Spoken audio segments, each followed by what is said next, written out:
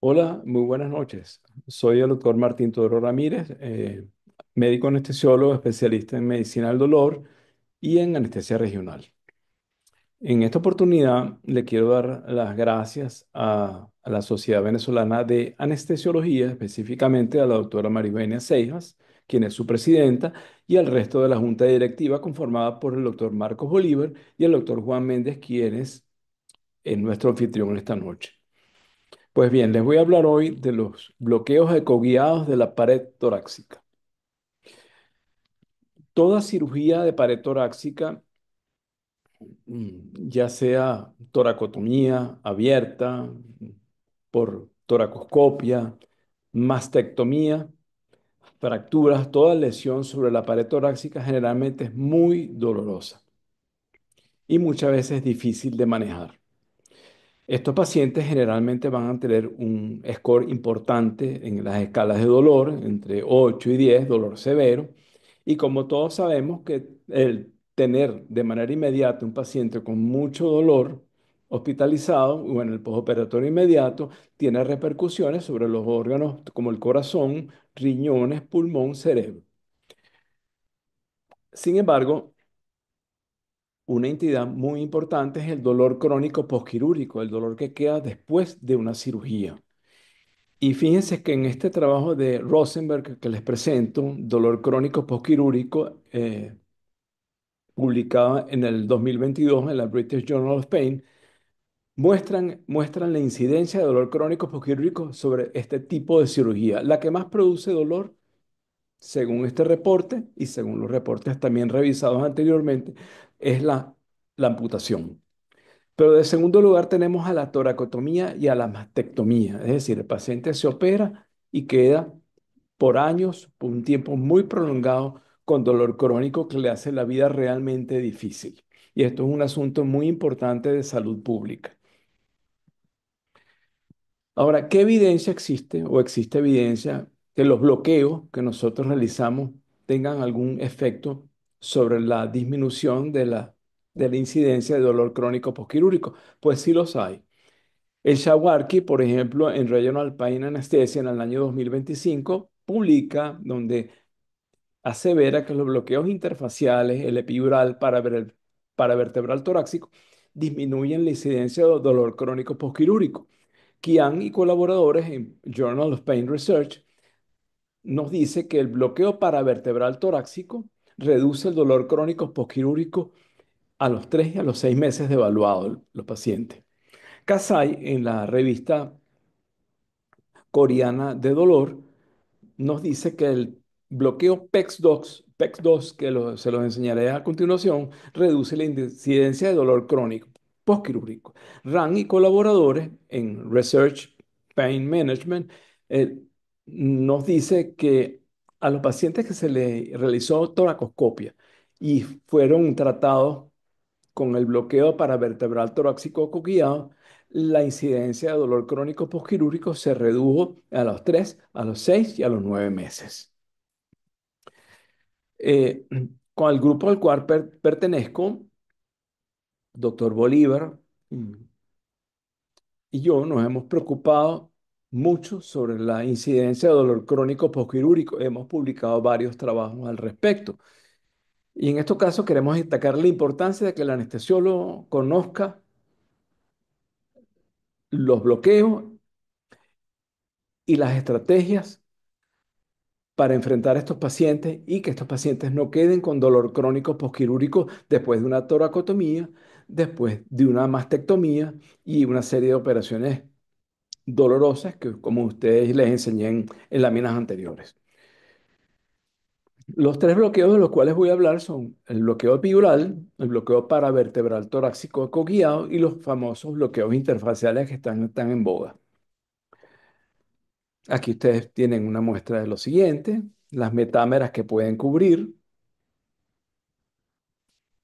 En cuanto al acceso epidural torácico, a mí me encanta, me parece sumamente poderoso, efectivísimo para el control de dolor, sobre todo porque cubre muchos metámeras.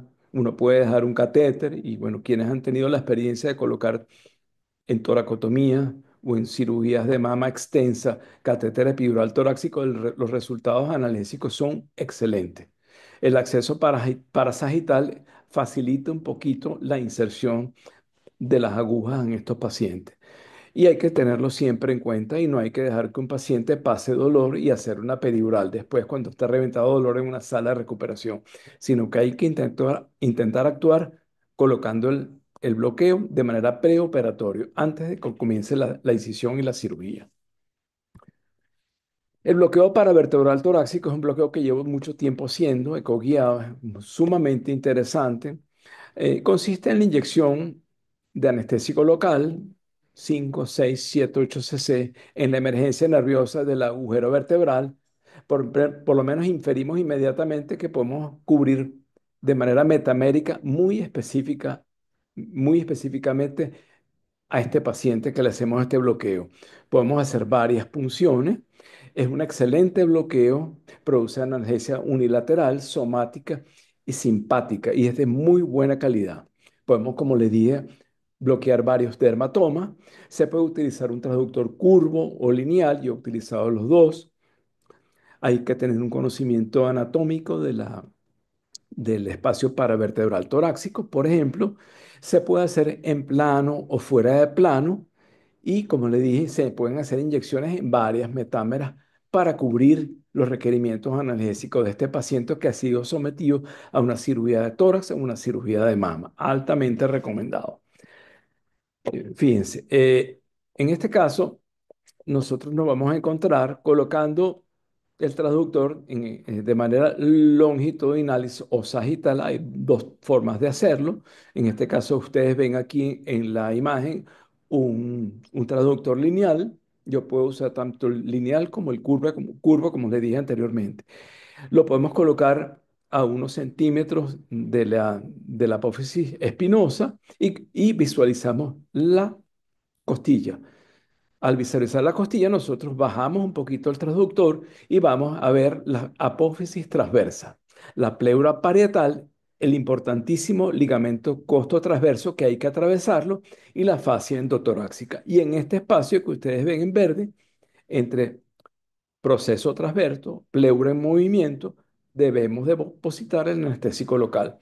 Por supuesto que el enemigo aquí es la pleura.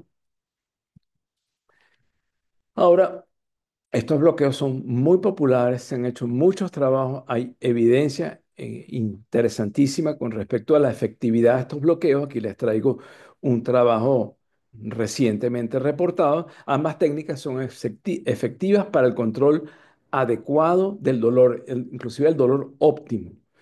Tienen ventajas y desventajas. La ventaja que tendrá el paravertebral torácico es que lo podemos hacer en una parte del tórax, podemos escoger las metámeras.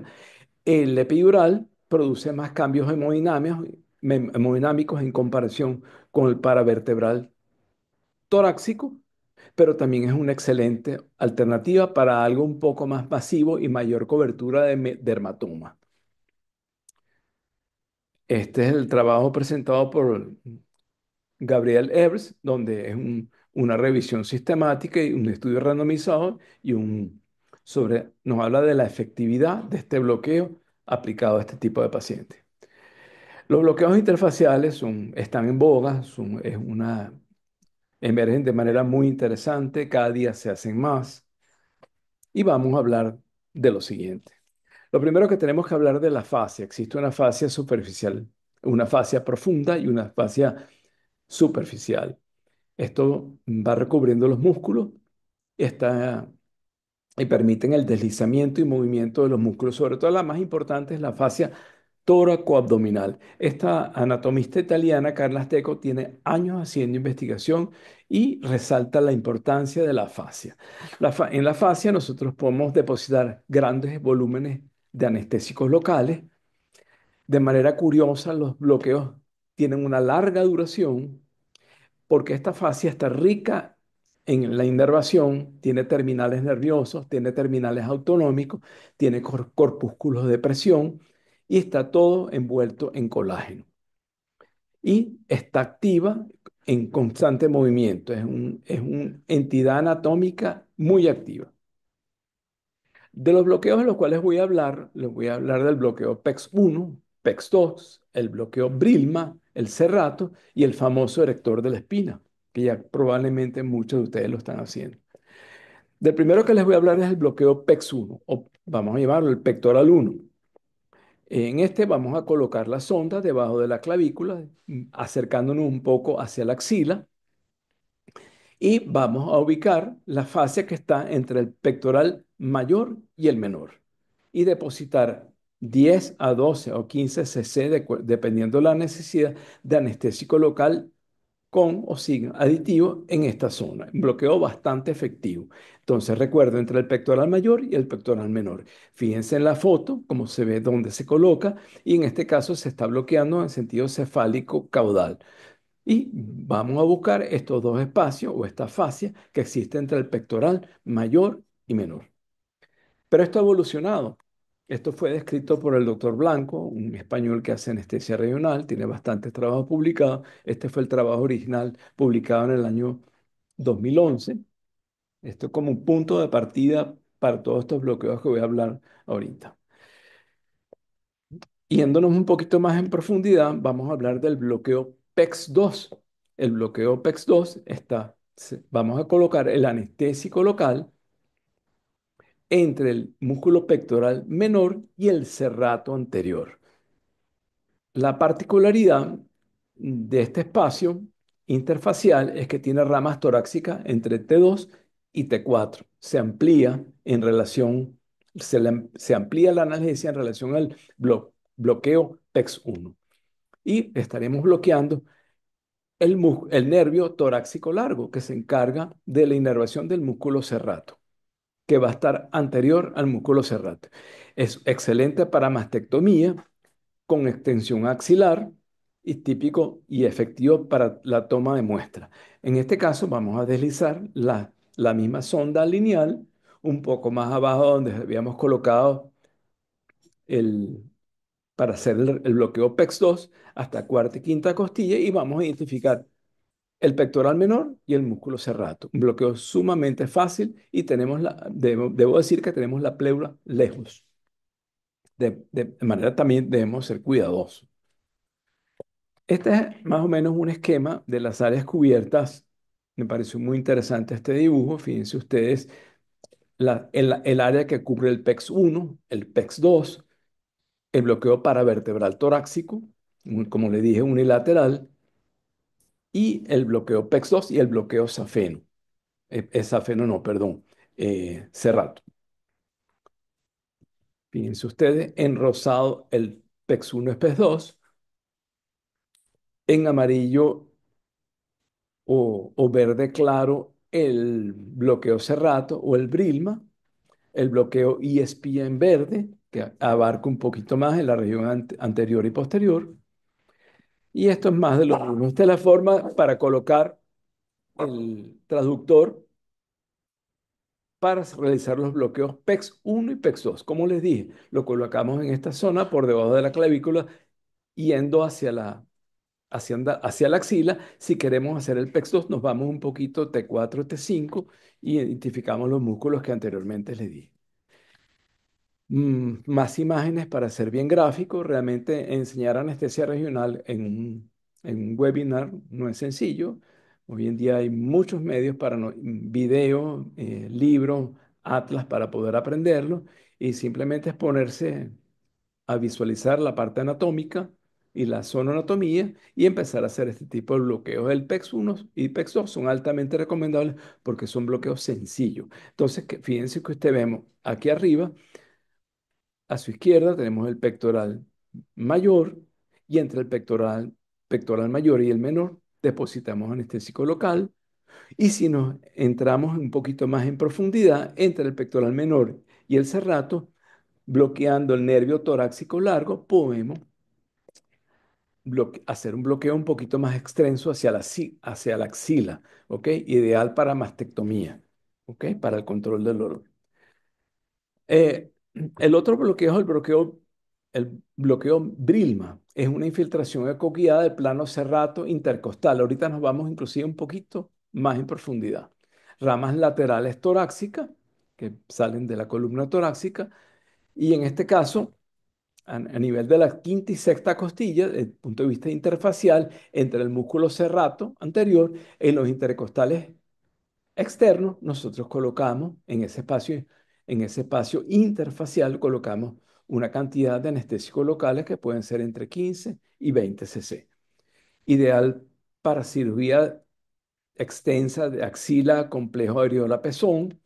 Y como le dije, podemos cubrir dermatomas entre T2 y T3. Y en este caso, cubrimos o anestesiamos el nervio intercosto braquial. En este caso, fíjense, buscamos la línea media axilar, como ustedes la ven aquí, lateralmente, el traductor lineal colocado sagitalmente y buscamos la quinta y sexta costilla. Entonces ahí vamos a identificar los intercostales externos y el músculo serrato.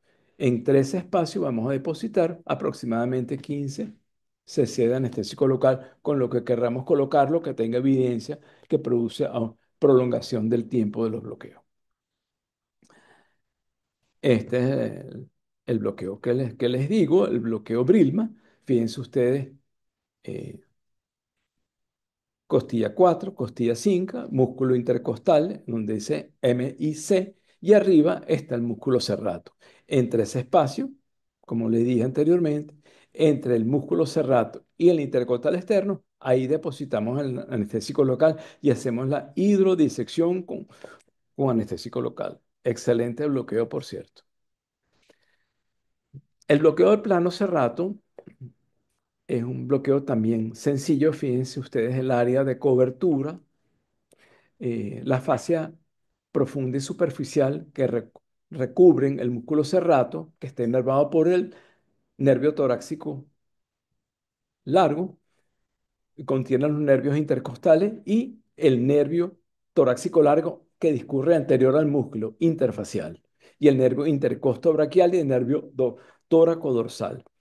Tiene una cobertura un poquito mayor que los anteriormente descritos. Estamos hablando de T2 a T9, es bastante extensa la calidad analgésica. Lo podemos utilizar para una fractura costal alta, para una cirugía en la zona, una cirugía de mama, una cirugía axilar.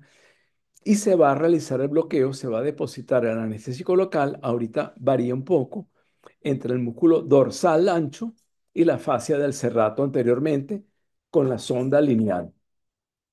¿Ok? Es un bloqueo también interfacial. Fíjense ustedes, en este caso, fíjense cómo el operador va a buscar, va a buscar quinta y sexta costilla, va a identificar el músculo gran dorsal y entre el gran dorsal y el serrato vamos a inyectar en el espacio interfacial rico en nervios, rico en receptores libres. Vamos a depositar 10, 15, 20 cc de anestésico local con su respectivo venenito para que dure y sea de buena calidad el bloqueo. Ya para hablar de rectas finales, en el 2016, el doctor Mauricio Forero, un colombiano que hace vida académica y laboral en Canadá, publica un trabajo muy interesante, la descripción de varios casos utilizando el bloqueo erector de la espina, una serie de músculos que discurren desde la parte cervical, torácica, abdominal, inclusive hasta el sacro. Esto lo publica en Regional Anesthesia and Pain Medicine, es un trabajo que realmente para mí fue revolucionario. Por cierto, lo hizo con pacientes con dolor crónico, no lo hizo para dolor agudo. Sin embargo, lo que encontró y lo que describe es muy interesante y parte un hito y crea un hito muy importante en lo que se llama la analgesia de la pared torácica. Se utiliza para procedimientos en la región torácica, o sea, el bloqueo erector de la espina en la pared torácica posterior, anterior y lateral.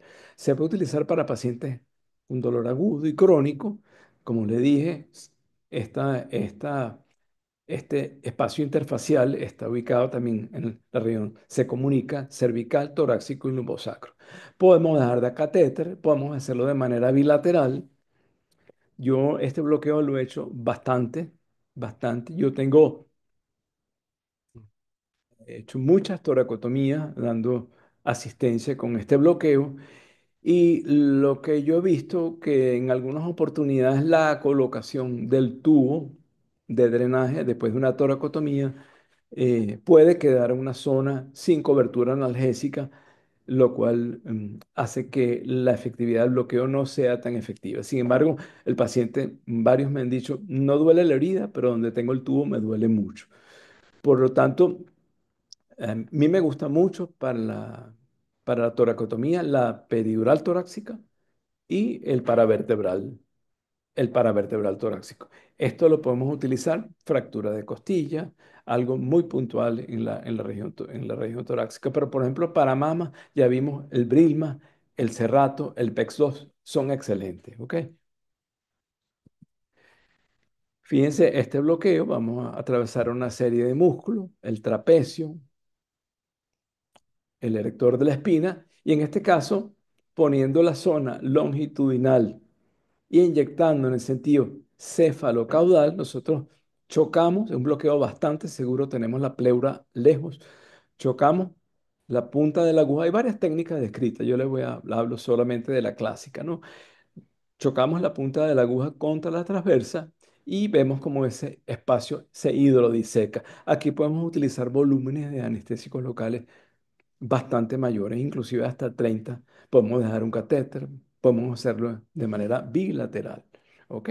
El área de cobertura, fíjense ustedes, colocamos línea media, nos movemos de la línea media unos 2 centímetros y vamos a identificar el proceso transverso o la apófisis transversa, que lo vemos con una línea hiperecoica brillante con sombra acústica, y encima vamos a ver el erector de la espina, el romboide y el trapecio. Eso es para cuando lo hacemos en el tórax.